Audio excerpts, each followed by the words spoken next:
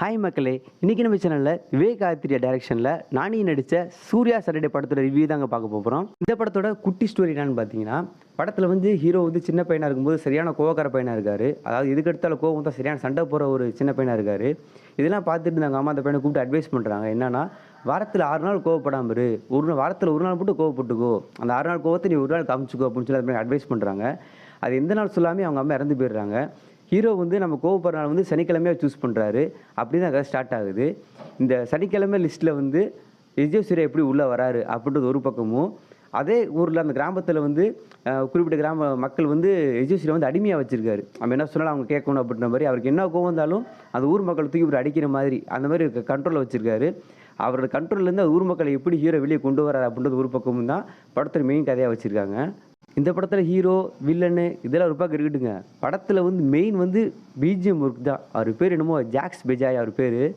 மனுஷன் அரட்டி இருக்காருங்க, நம்ம சீட்லேயே உட்கார முடியாது. படம் ஃபுல்லாக ஆக்ஷன், ஒவ்வொரு ஆக்ஷன் பிளாக்குமே பார்த்தீங்கன்னா பிஜிஎம் அவ்வளோ பிரம்மாண்டமாக பண்ணியிருக்காரு.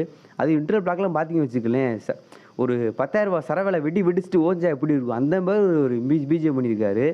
அந்த திருப்பாச்சி படத்தில் பசுபதி சொல்லுவார், தங்கத்தை தூக்கின்னு வாங்கடா அப்படின்னு. அந்த மாதிரி தமிழ் சினிமாவுக்கு தூக்கிட்டு வந்தால் பிஜிஎம்மில் செம்மையாக பண்ணுவார். படத்தில் நானியை ஒவ்வொரு ஃப்ரேம்லையும் பார்த்தீங்கன்னா அவ்வளோ அழகாக காமிச்சிருக்காங்க. சார் பாடுற அந்த மனுஷன் எவ்வளோ அழகாக இருக்கார் அப்படின்ற அளவுக்கு ரொம்ப அழகாக காமிச்சிருக்காங்க. இந்த படத்தில் ஹீரோ சனிக்கிழமை தான் கோவப்படுவார் அப்படின்றத நம்ம படத்தில் பார்க்கும்போது இது எப்படி சாத்தியமாகும் அப்படின்னு நினைக்கும் போது, டேரக்டர் அதில் செம்மையாக காமிச்சிருக்காரு. ஒரு நம்ம சனிக்கிழமை இப்படி ஒருத்தர் கோவப்பட்டு நம்ம மொத்தத்துக்கு காமிச்சிக்கலாம், 6 நாள் அமைதியாக இருந்துட்டு அது ஒரு நாள் கோவத்தை காமிக்கலாம் அப்படின்றத மக்கள் ஏற்றுக்கக்கூடிய அளவில் கரெக்டாக டேரக்டர் கரெக்டாக எடுத்துருக்காரு. இந்த மாதிரி ஆக்ஷன் படத்தில் மேக்ஸிமம் ஹீரோயினுக்கு ரோல்லே இருக்காது, சும்மா பாட்டு கொண்டு வந்துட்டு போவாங்க. அந்த மாதிரி இல்லை இந்த படத்தில். இந்த படம் ஃபுல் ஆக்ஷன் மூவியாக இருந்தாலுமே படம் ஃபுல்லாக பிரியங்கா மோகன் ரொம்ப அழகாக நடிச்சிருக்காங்க. ஹீரோ கூடயே அவங்க ட்ராவல் பண்ணுற மாதிரி படம் ஃபுல்லாக வச்சுருக்காங்க. அந்த படத்தில் ஹீரோவுக்கு அவர் நானிக்கு அப்பா நடித்த சாய்குமார் ரொம்ப அழகாக ஒரு ஃப்ரெண்ட்லியான அப்பாவா அவருக்கு என்ன தேவையோ கரெக்டாக பண்ணி கொடுத்துட்டு ரொம்ப அழகாக நடிச்சிருக்காரு அவரும். இந்த படம் நீங்கள் பார்க்கும்போது, இந்த சீன்லாம் பார்க்கும்போது கேஜிஎஃப் மாதிரி இருக்கே, இந்த சீன்லாம் பார்க்கும்போது மாவீரன் படம் மாதிரி இருக்கே அப்படின்னு நம்ம ஃபீல் பண்ணுற மாதிரி சில சீன்லாம் அங்கங்கே வச்சுருக்காங்க. இருந்தாலும் படத்தில் அங்கங்கே சில ட்விஸ்டெல்லாம் வச்சு அதெல்லாம் மறைச்சு நீட்டாகவே பண்ணியிருக்காங்க நண்பா. அடுத்து இவரை பற்றி கண்டிப்பாக சொல்லியான நண்பா விஜய் சூர்யா சார். சார் மனுஷன் என்னம்மா நடிக்கிறாருங்க.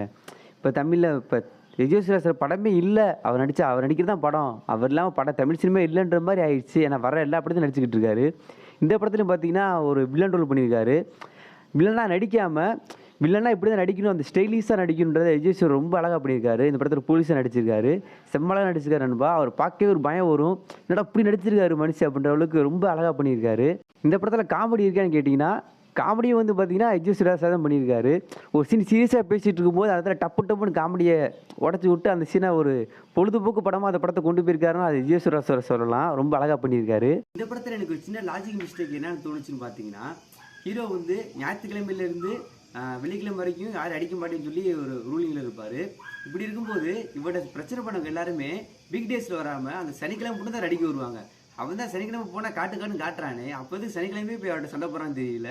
அப்படி தான் கொஞ்சம் மிஸ்டேக்காக இருந்துச்சு. மற்றபடி படம் ரொம்ப நல்லா தான் இருந்துச்சு. ஓவராலாக இந்த படம் பார்க்கலாமா அப்படின்னு கேட்டிங்கன்னா, இது அதர் லாங்குவேஜ் படம். தமிழ் சினிமா பார்க்குறவங்களுக்கு சில அதர் லாங்குவேஜ் படம் பிடிக்காது. ஏன்னா தமிழ் சினிமா பார்த்துட்டு பழகவங்களுக்கு அது செட் ஆகாது. அப்படி நினைக்காதீங்க. இந்த படம் ஒரு ஆக்ஷன் மூவியாக, ஃபுல் ஆக்ஷன் மூவியாக இருந்தாலுமே அங்கங்கே ஒரு எமோஷன்ஸ், லவ் சீன்லாம் வச்சு படத்தை ரொம்ப அழகாக கொண்டு போயிருக்காங்க. ஒரு ஃபேமிலியாக போய் என்ஜாய் பண்ணி பார்க்கக்கூடிய படம் தான் நண்பா. கண்டிப்பாக தேட்டரில் போய் பாருங்கள். அடுத்த வாரம் பார்த்தீங்கன்னா செப்டம்பர் 5 தளபதி படம் கோட் படம் ரிலீஸ் ஆகுது. ஸோ அந்த ரிவ்யூவில் மீட் பண்ணலாம். அதுக்கு முன்னாடி நம்ம சேனலை மறக்காமல் சப்ஸ்கிரைப் பண்ணிடுங்க.